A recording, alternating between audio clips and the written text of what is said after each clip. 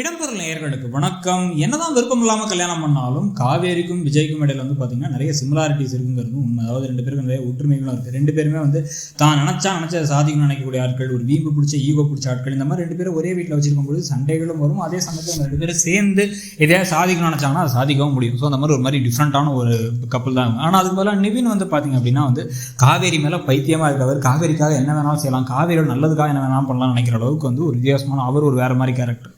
So இப்போ இந்த சமயத்தில் வந்து பார்த்தீங்க அப்படின்னா விஜய் அண்ட் காவேரிக்கு நெருக்கம் உருவாகிறதுக்கான முக்கியமான ஒரு புள்ளியாக தான் வந்து இப்போ அவங்க இந்த சாரீ கட்டிட்டு அங்கே வந்தது. சாரீ கட்டி வந்ததுக்கப்புறம் வந்து நம்மளை அவர் முன்னாடி அவமானப்படுத்த போகிறாங்க, நம்ம அப்பாவோட ஃப்ரெண்டு, அப்பா இல்லை அப்பாவோட ஃப்ரெண்டு ஜேம்ஸ் அப்படின்னு நினைக்கும் பொழுது அங்கே சூப்பராக வந்து இவங்க வந்து அங்கேயும் வந்து எல்லாத்தையும் விழாவை சிறப்பிச்சு உடனே எல்லாரும் சந்தோஷப்பட்டு பரவாயில்லமா என்னம்மா லேட் ஆகிடுச்சு பரவாயில்லமா அப்படிங்கிறதும் முதல்ல கொஞ்சம் வீம்பு பிடிச்சாலும் பக்காவாக கிளம்பி நம்மளுடைய மனைவி அப்படிங்கிற ஒரு ஸ்டேச்சருக்கு ஏற்ற மாதிரி கிளம்பி வந்துட்டாங்களே அப்படிங்கிற மாதிரி வந்து இவர் சந்தோஷமாக பட போகிறார். ஆனால் அதுக்கு பிறகு தான் வந்து கங்கா வந்து அங்கே வரதும், கங்கா டெய்லரிங் பண்ணி அந்த துணியெல்லாம் லேட்டாக கொண்டு வர அவங்கள அங்கே திட்டம் மட்டும் செஞ்சார் ஜேம்ஸ். அப்படின்னா வந்து அந்த இடத்துல வந்து அதை சரி பண்ணுறதுக்கு ஏதாச்சும் காவேரி ட்ரை பண்ணும்பொழுது வந்து கங்கா அவன் உதவி ஒன்றும் தேவையில்லை, அவன் பணம் திமிர காமிக்கிறியா, எல்லாம் நீங்கள் வந்து சீஃப் கெஸ்ட்டாக இருக்க, நாங்கள் வந்து இங்கே டெய்லராக வந்தோம் அப்படின்னு அவமானப்படுத்த பார்க்குறியா அப்படின்லாம் பேசிகிட்டு இருக்கும்பொழுது காவேரிக்கு சப்போர்ட் பண்ணி ஏற்கனவே அந்த கடை திறப்புடாக போகும்போது விஜய் எதுவுமே பேசல.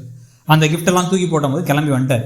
ஆனால் இந்த இடத்துல நமக்காக இவ பண்ணுறா, இவளுக்காக திருப்பி பண்ணிட்டு கங்கா வாயமூடு அப்படிங்கிற மாதிரி ஏதாவது சொல்லி என்ன இருந்தாலும் வந்து அவன் தங்கச்சி மேலே எவ்வளோ பாசம் வச்சிருக்கா, என்னென்ன பண்ணியிருக்கான்னு தெரியுமா, சில விஷயங்கள்லாம் தெரிஞ்சால் நீயே அதிர்ச்சி ஆகிடுவேன்.